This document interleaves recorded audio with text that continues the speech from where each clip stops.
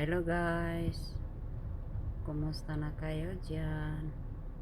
Nandito na naman ako sa labas. Naghatid ako ng alaga kong estudyante.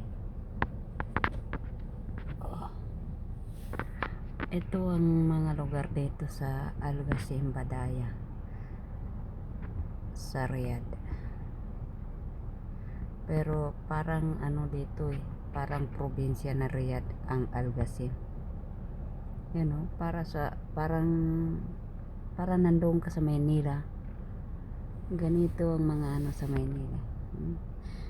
Pero yung round ball nila maganda yan round ball naman yan.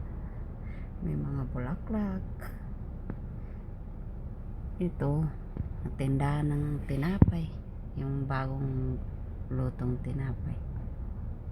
Yan nagbibili yung driver ng tinapay para sa amo.